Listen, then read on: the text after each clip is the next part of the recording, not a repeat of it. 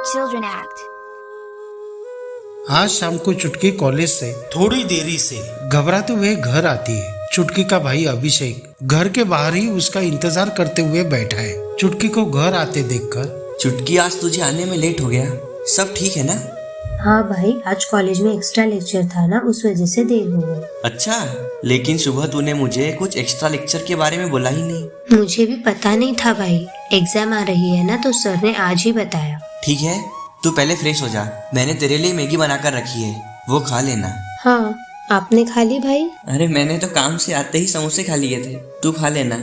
इस दौरान चुटकी हाथ पैर धो लेती है और अपने भाई का हाथ पकड़कर, मुझे सब पता है भाई, आपको तो सही तरह से झूठ भी बोलना नहीं आता। आपने भी कुछ खाया नहीं है, चलो हम दोनों मैगी खा लेते हैं। माँ पापा के गुजर जाने के बाद आप ही तो हो जिसने मेरा ख्याल रखा, इतना पढ़ाया, मुझे कोई भी चीज की कमी महसूस नहीं होने दी। कभी कभी तो खुद भूखे सोए, लोगों की गाली भी सुनी। पगली अभी रुलाएगी क्या?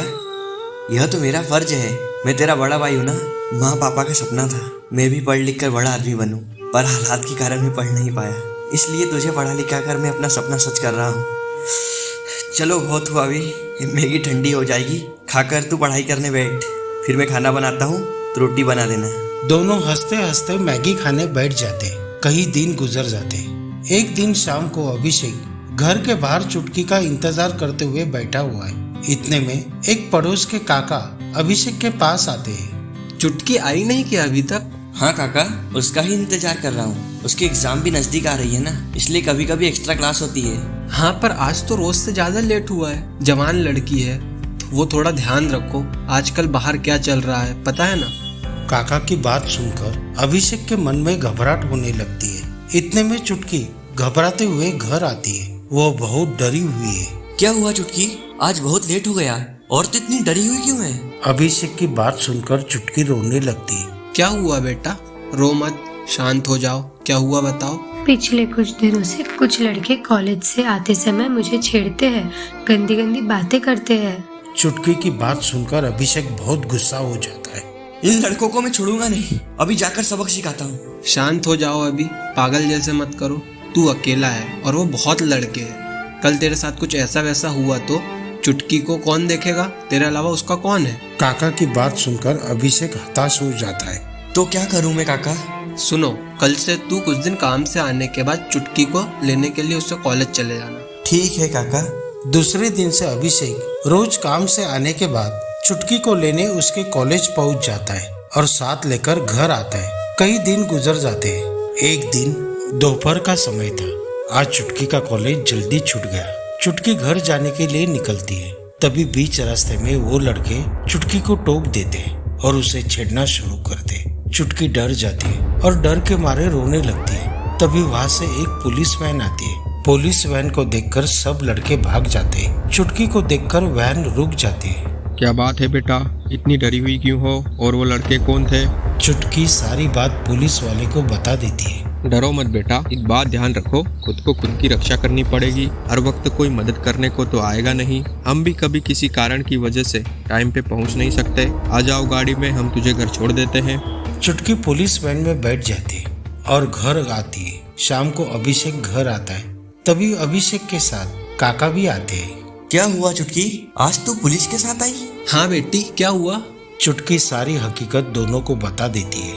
आज पुलिस टाइम पर पहुंच गई, शुक्र है भगवान का। मुझे तो अभी डर लगने लगा है, आज पुलिस की वजह से तू बच गई। ठीक है, कल से मैं तुझे छोड़ने और लेने आऊंगा। पर बेटा तेरे काम का क्या होगा? उसका कॉलेज तो तेरे काम से पहले ही छूट जाता है। मैं काम छोड़ दूंगा, नाइट में काम करूंगा।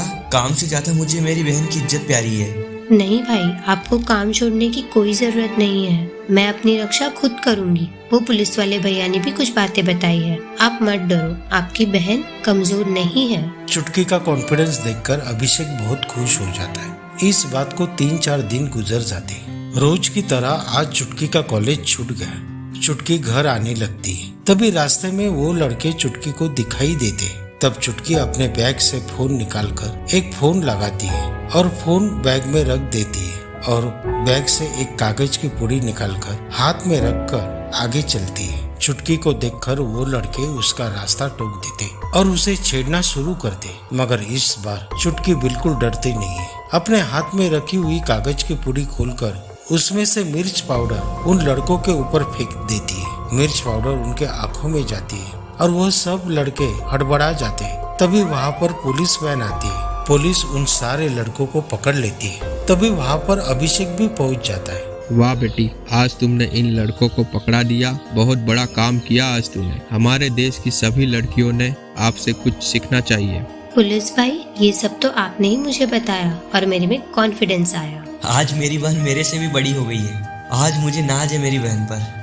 आज सरकार ने भी महिलाओं के लिए 24 घंटे हेल्पलाइन सेवा शुरू की है। जब कोई भी महिला अकेली हो, कोई मुसीबत में हो, तो प्लीज 1091 या 181 नंबर पर कॉल करके मदद मांग सकती हो। थोड़े समय में ही पुलिस वहां आकर आपको सही सलामत घर छोड़ देगी। तो दोस्तों, आप भी 1091 या 181 ये नंबर याद रखना और अपने आसपास अपनी माँ बहनों को जरूर बताएं। जय हिंद। और दोस्तों, अगर आपने अभी तक हमारे चैनल को सब्सक्राइब नहीं किया है तो प्लीज सब्सक्राइब कीजिए और लाइक और कमेंट जरूर कीजिए।